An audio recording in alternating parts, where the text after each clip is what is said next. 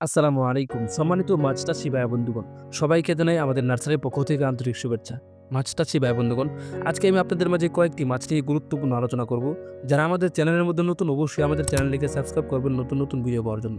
মাছ চাষী ভাই বন্ধুগণ, যদি আপনার বাজেট খুবই অপব্যয় অর্থাৎ ১২ থেকে ১৫,০০০ টাকা, সেই ক্ষেত্রে আমি আপনাদেরকে বলব যে অল্প বাজেটের মধ্যে আপনি যে মাছগুলো চাষ করতে পারবেন, সেগুলো হচ্ছে আপনার থাই পাঙ্গাস মাছের পোনা।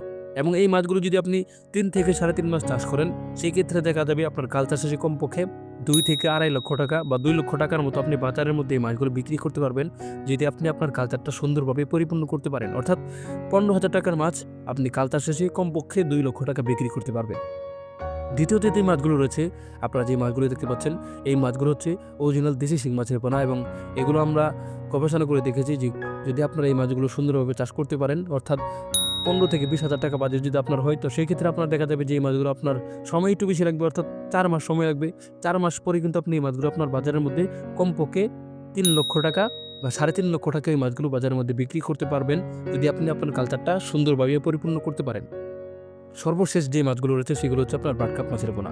এই মাছগুলো যদি আপনার বাজেট হয় ২৫ থেকে ৩০,০০০ টাকা, তো সেক্ষেত্রে দেখা যাবে কালচার শেষে কমপক্ষে ৫ লক্ষ বা ৫.৫ লক্ষ বা ৬ লক্ষ টাকাও যদি বিক্রি করতে পারবেন, যদি আপনি আপনার কালচারটা সুন্দরভাবে পরিপূর্ণ করতে পারেন।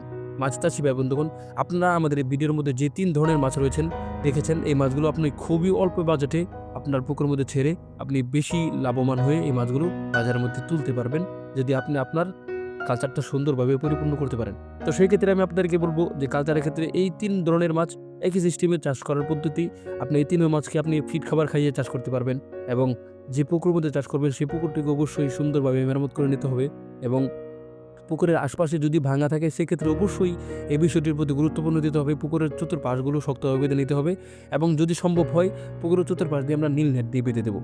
আর যদি সম্ভব না হয় তাহলে পাড়টাকে একটু উঁচু করে বেঁধে দেব, যেন বৃষ্টির দিন পানি বৃদ্ধি পেয়ে যেন মাছগুলো অন্য পুকুরে না চলে যায়। তো সেক্ষেত্রে অবশ্যই আমাদেরকে এই কয়েকটি বিষয়ের প্রতি লক্ষ্য রাখতে হবে। আরেকটি বিষয় হচ্ছে, আপনারা এখানে দেখতে পাচ্ছেন যে ব্লাড কাপ মাছের পোনা আমাদের এই ভিডিওর মধ্যে। এই ব্লাড কাপ মাছের পোনার মধ্যে কিন্তু আরেকটি আপনার মাইনাস পয়েন্ট রয়েছে, সেটা হচ্ছে যদি আপনি এই মাছগুলোকে খাবার না খাইয়ে অর্থাৎ ফিড খাবার না দিয়ে যদি এই মাছগুলোকে শামুক দেন, সেক্ষেত্রে কিন্তু আপনার এই মাছগুলো ৩.৫ মাস বা ৪ মাসের মধ্যে কিন্তু কালচারটা পরিপূর্ণ করা সম্ভব। অর্থাৎ এই ৩ ধরনের মাছ আপনার বাজেট যদি ৩০,০০০ টাকার মধ্যে হয়, এই ৩ ধরনের মাছ আপনি আপনার পুকুরের মধ্যে ছেড়ে ভালো টাকা আয় করতে পারবেন, যদি আপনি আপনার কালচারটা পরিপূর্ণ করতে পারেন এবং যদি আপনি আপনার মাছটাকে সুন্দরভাবে আপনার সাইজে আনতে পারেন। তো সেক্ষেত্রে আমি আপনাদেরকে বিভিন্ন ভিডিওতে বলেছি যে এই মাছগুলো সাইজে আনতে হলে কী করতে হবে, সেই বিষয়ের প্রতি অবশ্যই আপনাদেরকে লক্ষ্য রাখতে হবে। তাছাড়া যদি আপনার কোনো প্রবলেম হয় অবশ্যই আমাদেরকে জানাবেন। আমরা আপনাদেরকে জানিয়ে দিব যে এই মাছগুলোকে কীভাবে আপনারা সঠিক নিয়মে পালবেন। মাছ চাষী ভাই বন্ধুগণ, এই ছিল আপনাদের জন্য সংক্ষিপ্ত ভিডিও। আমাদের ভিডিওটি ভালো লেগে থাকলে অবশ্যই আমাদের চ্যানেলটিকে সাবস্ক্রাইব করবেন। ধন্যবাদ সবাই।